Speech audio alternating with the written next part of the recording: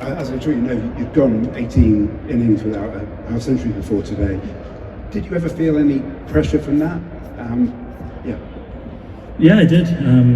Falling short of my own expectations really, I think, is the main source of pressure. I've been, over my career, I've scored runs for England in T20 cricket, so it's, and to be honest, the overriding feeling is you just miss doing it and you miss contributing to the team.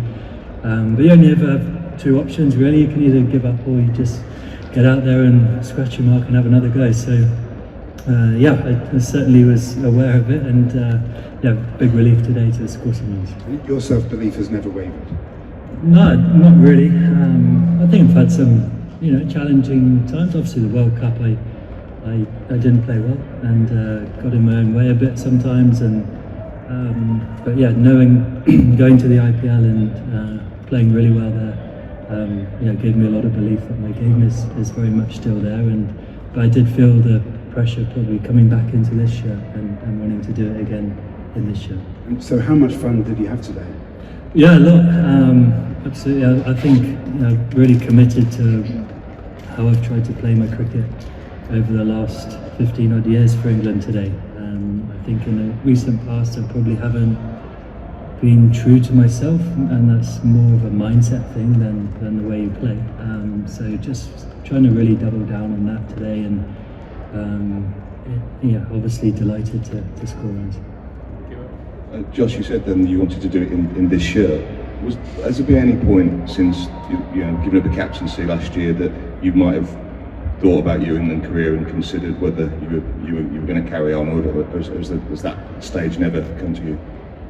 Not from myself. I guess when you go a long time without scoring runs, you think the guys at the top might be thinking it's time to move him on.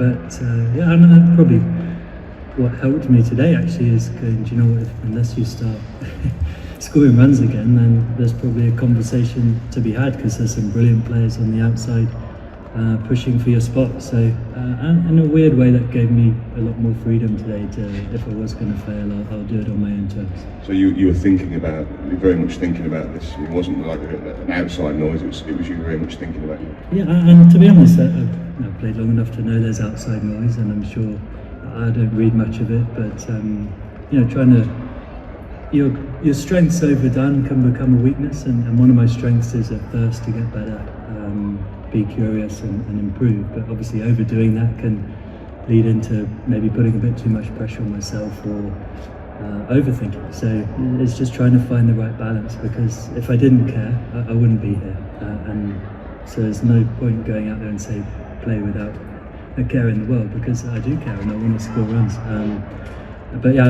It's a great team to be involved in. I really enjoy the environment. I enjoy the changing room. It's something, playing for England is really, really special. So I've never thought about sort of doing that from my own way. If the powers that be wanted to move me on, then that's there. And are you curious for the next couple of years? Is that obviously a World Cup in a couple of years? Is that how long you want to be curious for? Yeah, I want to give it my best all the time. I think it's a really special thing to play for England. I absolutely love doing it. Days like today obviously feel amazing. So I think that's what I've missed is that feeling. That feeling of contributing to a series win, to winning games for England. I just miss batting. I still love batting. The feeling of hitting good shots, of being in control and playing well. So whoever that be for, I've still got that thirst to do that, but especially for England.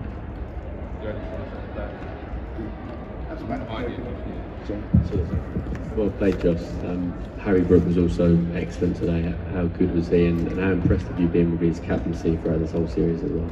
Yeah, he's been absolutely brilliant. I think him and Baz are a great double act. They've led the team seriously well, and Harry's playing some incredible cricket. It's fantastic to watch him. You think about being out of form, and you wish you could give him one of your shirts to go and wear to have a bat in. So he's amazing. I was actually thinking at the non-strikers end, I think he's probably got one of the best mindsets of a batter that I've ever played with. I think he's obviously got the talent, but the mindset that he comes to the crease with is incredible. So yeah, he's a really special player. Jos, are you surprised by how India sort of capitulated in this series? You've played with a lot of these players in the IPL. What do you think it was? Yeah, look, I think India are an incredible side, and I talk about myself, my own expectations. There's always big pressure on India and expectations, and being back-to-back world champions, they're a top team. But I think we've played some really good cricket. We've put them under pressure. I think of the England team, it's probably the most complete performances. I think some of the most complete performances I've been involved in, with the bat, ball and in the field. So we've put India under pressure. They've had to play well to try and beat us, and not been able to do that. And I don't think T20 cricket can go like that. Once you get the momentum and confidence, which we've had from very much so from Manchester, chasing that score down, and I just think we've played really well. Josh, I wanted a word on Tom Banton's fielding. Some sharp catches at backward point, covered good, grounded long off to convert some tough chances. For someone who keeps wickets for his county, his movement in the outfield has been a treat to watch. Yeah, he's been brilliant, and again, like I said, it's been such a complete performance throughout this series. The batting, the bowling and the fielding has been exceptional, and Tom's been brilliant in the field. He's taken some great catches, he's made some fantastic saves on the boundary, and all of that feeds into the performance. The way the boys have fielded, and we dropped a couple tonight, but I think throughout the series, all three facets of the game has been really, really good, which you don't get often. So I think against a top team like India, we should be really proud of that. Will Nick and then we're done. Jos, your celebration when you reach 100 seemed maybe more emotional, expressive than usual. Is there anything behind that? Oh, it's just been a long time coming, I think. I suppose you have those days where you wonder if you'll ever score 100 again in an England shirt, and yeah, obviously delighted to be able to do that. And yeah, my dad passed away nearly a year ago now, and it's something I'd have wanted to score 100, and that's sort of been on my mind a bit, but yeah, just more relief than anything. Josh, just on the Harry, Brendan leadership, I guess, what are the kind of characteristics that stand out the most from their kind of the way they lead? Yeah, I think the clarity that they lead with, they're very clear on the way they want the team to play, the way they want to operate, but they're very malleable in style. I think they're always looking for guys to see the rewards of what they can do and express their talent. But the communication throughout this series and different surfaces on different characteristics of grounds, how we've adapted, the way Harry reads the game and makes his bowling changes. I think we've got a side, obviously matchups in T20 is a big thing, and we've got a side there with a bowling attack that seems to have a matchup for whoever comes in. I think he's been really quick to execute those, and yeah, I just think they're really aligned, and they give a lot of clarity and a lot of conviction with their methods. And how confident would you be about that association, that alliance extending successfully into the longer format? Yeah, I'm very confident. Cool, thanks all.